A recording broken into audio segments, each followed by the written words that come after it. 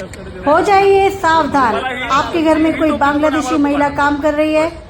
नमस्कार, आप देख रहे हैं सतर्क पुलिस टाइम। बांग्लादेश में जो परिस्थिति है उससे सभी वाकिफ है, दिल दुखता है। बांग्लादेश में हिंदुओं की दशा क्या है, जाति और धर्म के ऊपर मानवता की मौत है। जो बांग्लादेशी अवैध तरीके से मीरा भाईंदर में आए हैं उनको यहाँ से निकाला जाए, इसके लिए शिवसेना के युवा नेता निखिल तावड़े ने डीसीपी प्रकाश गायकवाड़ को पत्र देकर कार्रवाई करने की मांग की है। हमारा शहर, हमारी जवाबदारी, शहर सुरक्षित, हम सुरक्षित।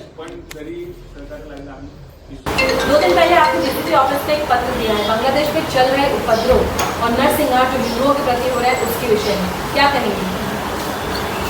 जब से बांग्लादेश में जो हिंसाचार हो रहा है, जो हिंदू के ऊपर अत्याचार वहाँ पे हो रहे और उसकी घटना जो होती है उसका मैसेज यहाँ पे वायरल हो रहा है, उस विषय में हम लोग ने डीसीपी साहब को पत्र दिया था कि अपने देश में जो हिंसाचार होने वाला है उसको रोकने के लिए पहले अपन यहाँ पे उनको पत्र दिया गया कि अपने शहर से शुरुआत करेंगे कि ये शहर शांत रहे, ताकि शहर शांत रहने के बाद राज्य शांत रहेगा और देश शांत रहेगा।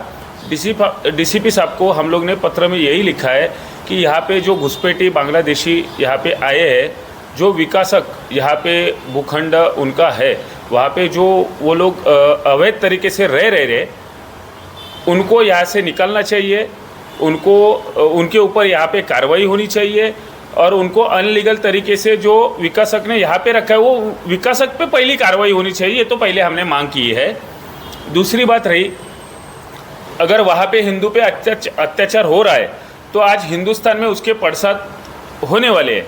तो लेकिन हिंदुस्तान ये अपना चैन और अमन वाला देश है, वैसे ही मीरा भाईंदर में एक मिनी इंडिया समझ में आ रहा है। आज अपन मिनी इंडिया बोलते जाते हैं मीरा भाईंदर को, तो यहाँ पे जो मिनी इंडिया अपने जिनको अपन बोलते हैं वो मिनी इंडिया आज वही बरकरार रखने के लिए हम लोग कोशिश कर रहे हैं युवा सेना के माध्यम से।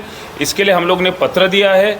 और रही दूसरी बात, यहाँ पे हमारे स्वराज पाटिल जी है, संकेत गुरव जी है, प्रफुल्ल आमगावकर जी और सभी हम लोग हैं। यहाँ पे एक घोष वाक्य लिखा है, शहर शांत देश शांत। ये हम लोग ने एक घोष वाक्य लिखा है। तो मैं तमाम युवकों से आह्वान करता हूँ कि शहर शांत करो तो देश शांत अपने आप होने वाला है। आपने एक बहुत अच्छा मुद्दा उठाया है कि जो बांग्लादेशी यहाँ रह रहे हैं और जिन्होंने उन लोगों को यहाँ स्थानिक आवास दिया है उन पर भी कार्रवाई होनी चाहिए, लेकिन इन लोगों पर लगाम आप कैसे लगाएंगे जो बांग्लादेशी यहाँ आते हैं, उनके फर्जी दस्तावेज बनाए जाते हैं, उस पर कैसे रोकथाम? नहीं, आपने बड़ी अच्छी बात और बड़ा अच्छा सवाल पूछा है। कल से हम लोग कॉम्बिंग ऑपरेशन के लिए मांग करने वाले हैं डीसीपी साहब से, जहाँ पे जो महाई सेवा केंद्र के जो अधिकारी है या महाई सेवा केंद्र के जो अपने जो जिन्होंने दुकान चलाने लिया है उनके ऊपर भी हम लोग कार्रवाई की मांग करेंगे। क्योंकि यहाँ पे क्या होता है, कौन से भी ऑफिसर लोग का आप पत्र लेके जाओ, उनको आधार कार्ड बनाया जाता है, उनके माध्यम से उन पे कार्रवाई हम लोग करने की मांग करेंगे। जैसे आपने कहा हिंदुस्तान एक बहुत ही प्रेमी देश और वाकई है, यहाँ हर लोगों को हम आपस में बसा लेते हैं, रख लेते हैं, लेकिन इस समय जो बांग्लादेश की स्थिति है उस पर यहाँ इस बात से दो राय नहीं है कि मीरा भाईंदर में भी हर घर में तीसरा घर ऐसा होगा जहाँ बांग्लादेशी बाई काम कर रही है। इस पर कैसे रोकना? नहीं, सही बात है। देखो, जिस तरह से यहाँ पे जो बात चल रही है कि हर तीसरे घर में बांग्लादेशी रह रहे हैं, तो मुझे एक ही बात कहनी है, मैं नागरिकों से आह्वान करूँगा, अगर किधर लगता है कि यहाँ पे बांग्लादेशी है, संशयास्पद कोई व्यक्ति लगता है, तो आप तुरंत पुलिस स्टेशन में उसकी कंप्लेंट करो।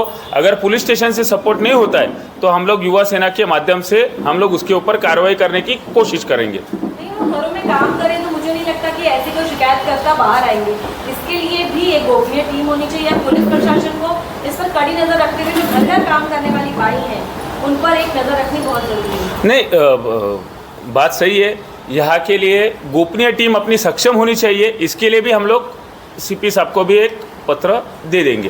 भाई घर में काम करती हैं तो वो महिलाओं की सुविधा होती है, तो महिलाएं आपको क्यों बताएंगी कि वो बांग्लादेशी हैं या वेस्ट बंगाल से? नहीं, ये हमारे नागरिकों की जिम्मेदारी है कि हम लोग जिसको काम पे रख रहे हैं कि वो यहाँ की है या बांग्लादेश की है या पाकिस्तान की है या अन्य देशों की है, ये जिम्मेदारी भी अपने महिलाओं ने खुद पे रखनी चाहिए कि अपन किसको काम पे रख रहे हैं। ये जिम्मेदारी मेरी या प्रशासन की नहीं है, वो खुद की जिम्मेदारी है वो महिलाओं की कि अपन किसको काम पे रख रहे हैं।